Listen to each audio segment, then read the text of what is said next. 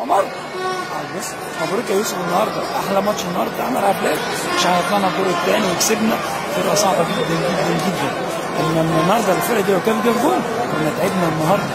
الحمد لله التعادل ده بمثابه مكسب. ان شاء الله الماتش الجاي هنستنى اللي نزل من بطوله افريقيا لابطال الدوري ونلعب ايه، ويا رب تكون الفرقه ايه كويسه. واخد بالك على قدنا كده ايه ونلعب، وان شاء الله في دوري المعاد. وان شاء الله في الماتش الجاي نكون مع بعض برضه، يا هنا يا في البحر يا في الغرب ان شاء الله. انت النهارده مبسوط؟ قول لي يلا، قول لي كلمه يلا عشان ما تكسبش. ايه؟ مبروك للمصري ومبروك لجمهور النادي المصري، لان النهارده الجمهور ده تعب جدا في التذاكر وفي الدخول وفي الخروج. واخد بالك يعني الجمهور النهارده عمل 10 على 10. طبعا الجمهور النهارده غايه الاحترام والادب، ادى مثال للتشجيع الجيد، ازاي نشجع فرقتنا وما ننسيش الحد. هو ده المطلوب، احترام الجمهور للجمهور، احترام الجمهور للعيبه.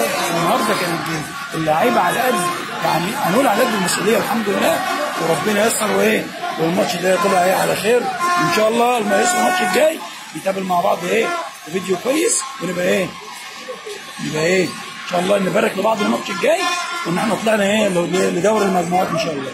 السلام عليكم ورحمه الله.